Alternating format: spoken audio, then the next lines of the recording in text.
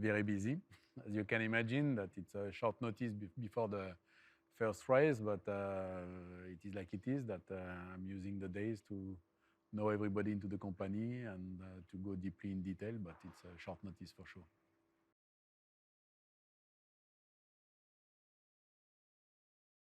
First, it's true that it's always very emotional. It's the baby for one season, but it means that when it's come to the reality, it's always a bit emotional.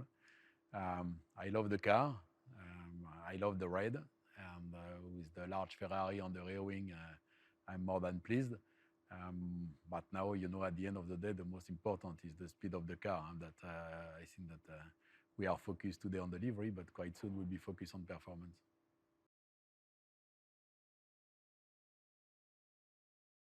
I think that when you are at Ferrari, coming after 2022, the team finished P2, that you can't have another objective than to win.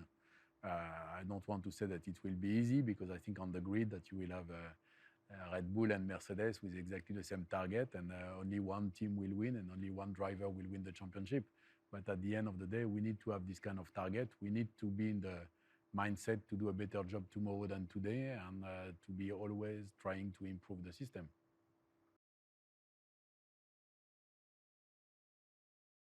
As we said before, it's a very short notice, and it's difficult to have a big change into the organization, that we will do some marginal changes into the organization on the race team operation.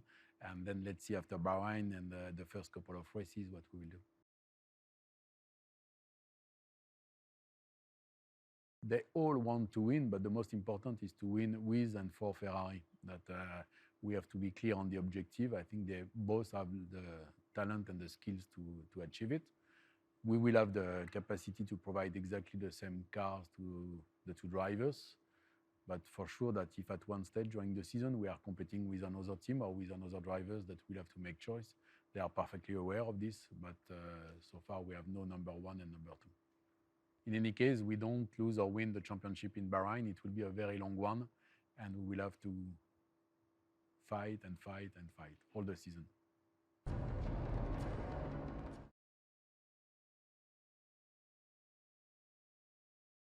It feels amazing. I mean, it was only 2 minutes ago that I saw it for the first time fully mounted, but it's always an amazing feeling. It means that the start of the season is very soon, which is exciting times. We've been putting a lot of work into the new car, and now it's finally all done. So the test very soon, and then the first race.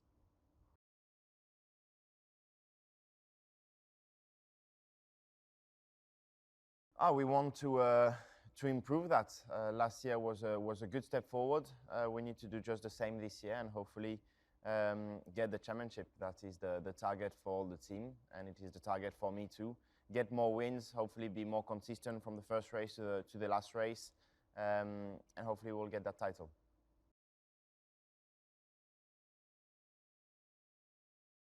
It feels good. We always need to wait before putting the real car on track to obviously correlate all data, but on the simulator it feels positive. There are some differences, so we need to adapt a little bit the driving style, but overall the feeling is good. It seems that the weaknesses that we had last year are better for this year, which was the goal, but we still need to wait the first few real laps before speaking.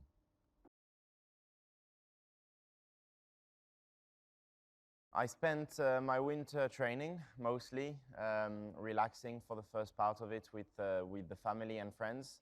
But after that, a lot of training. I went to the mountains in Italy, spent 2-3 weeks there, which was really intense training, but really good.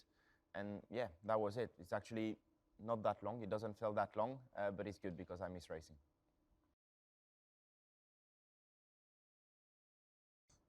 Well, I guess the same as every year. Monaco and Monza are the two most special ones for us and for me. Monaco is my home race.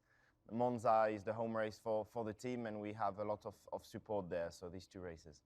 And Las Vegas will be a very, very special event too. It's new on this year's calendar. Formula One in the US is getting bigger and bigger, so I'm pretty sure it's going to be very, very special.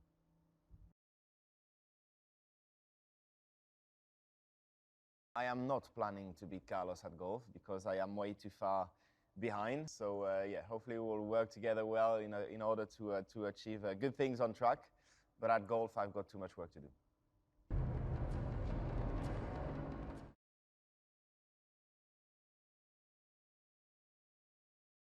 A good one for sure.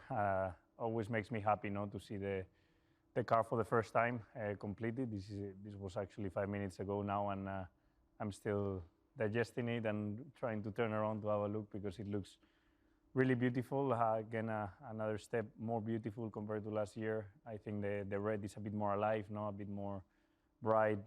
The car is a bit more styled, a bit more redefined. Looks like a good evolution from last year, a lot more detail in it, and yeah, I cannot wait to drive it.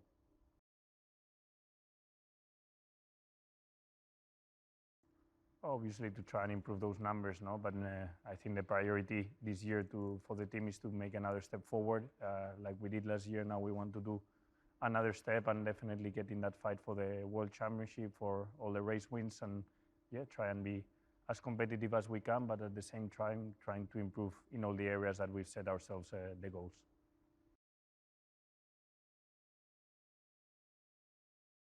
It's been a bit of a long winter because the season finished a bit earlier than what it used to be, so I managed to start my training probably also a bit earlier than other years as I got the rest done earlier on.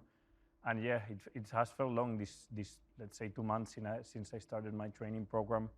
I focused myself maybe a bit more in the cardio side. Normally I've been lifting a lot of weights, trying to gain weight, but now I'm nearly at the limit of the weight limit of what a driver is allowed to weight. I have to focus more on the cardio side. So yeah, I'm working on it as much as possible, and I feel fresh, fit, like always.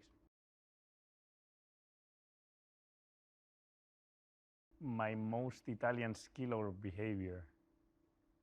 That's a tricky one.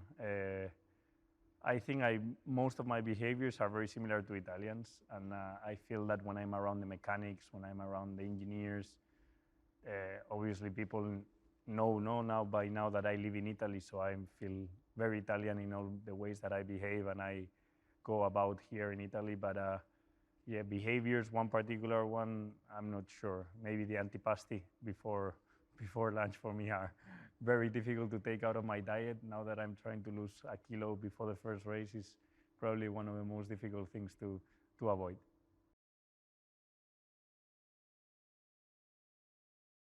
Yeah, for sure. I mean, we have to, we have a lot of fun away from the circuits. This year we have 23 races, so there's going to be a lot of free time in between one back-to-back race where we stay in a city or where we have to go somewhere else, and I'm keen to be as competitive as we are on track with him, as we are on paddle or any other sport we play, that I'm sure we're going to have fun and enjoy it.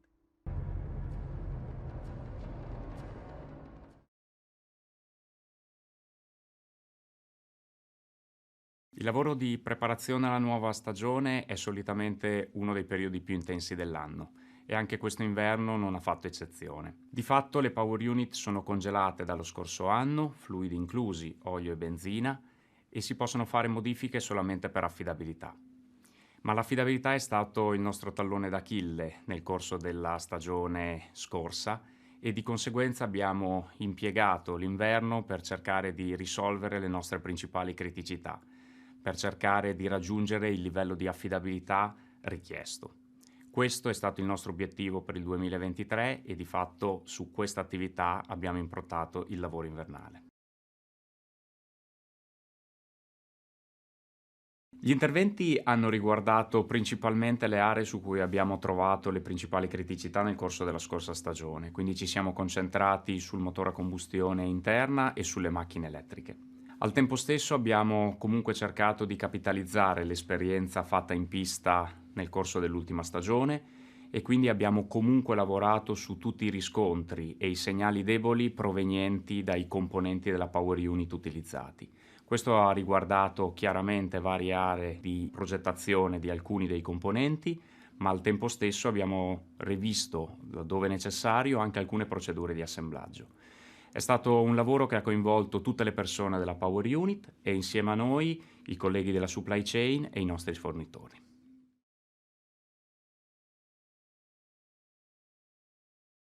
Abbiamo lavorato in tutte le aree cercando di comprendere le cause alla base dei problemi che abbiamo riscontrato in pista e di conseguenza abbiamo sfruttato tutti gli strumenti a nostra disposizione per cercare di risolverli.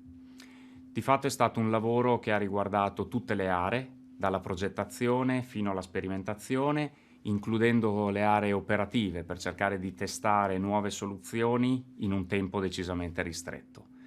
Abbiamo comunque sfruttato l'esperienza proveniente dalla seconda parte della stagione dell'anno scorso per poi far evolvere ulteriormente alcuni dei componenti laddove necessario.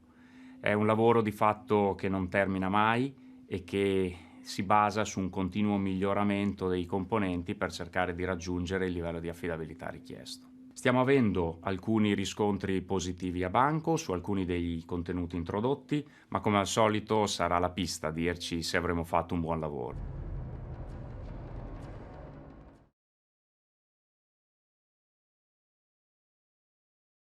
La monoposto del 2023 è un'evoluzione della macchina con cui abbiamo corso l'anno scorso, ma in realtà è stata tutta integralmente riprogettata. In aerodinamica l'obiettivo era duplice: migliorare il carico verticale guadagnando quello che è stato perso per i nuovi regolamenti aerodinamici e ottenere le caratteristiche di bilancio che ci eravamo prefissati. Anche il comparto sospensione è stato completamente ridisegnato, da una parte per assecondare gli aerodinamici e ottenere i risultati che ci eravamo fissati e dall'altra parte per aumentare le capacità di regolazione in pista della vettura. Le modifiche più evidenti della nuova monoposto sono sicuramente la sospensione anteriore, dove siamo passati da una configurazione con track rod alto a una configurazione con track rod basso, guidato dalle esigenze dell'aerodinamica. Anche l'ala anteriore è diversa, così come la struttura del naso, avendo il primo elemento non più connesso con il naso ma floating. La parte del bodywork è più in continuità con quello che è stato fatto l'anno scorso, ma reso più estremo. Il budget cap è diventato un asse di prestazione irrinunciabile, quindi nell'affrontare la progettazione della macchina di quest'anno non abbiamo potuto prescindere da prenderlo in considerazione. Il modo in cui l'abbiamo preso in considerazione è stato quello di andare a determinare, cercare quelle aree con poco o nullo valore aggiunto sulla prestazione della vettura e cercare di tenere quelle zone della vettura uguali a quelli della macchina precedenti. In termini numerici il risultato ottenuto è stato che il numero di carryover nella macchina di quest'anno è doppio rispetto a quelli di una macchina con un regolamento precedente senza la presenza del budget cap.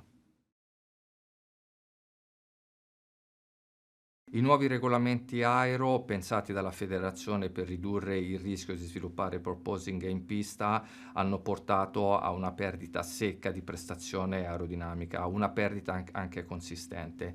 In termini di sviluppo il lavoro non è stato molto dissimile da quello svolto negli anni precedenti e abbiamo dovuto semplicemente riadattare le geometrie della vettura per le nuove strutture di flusso che si sono generate per i nuovi regolamenti.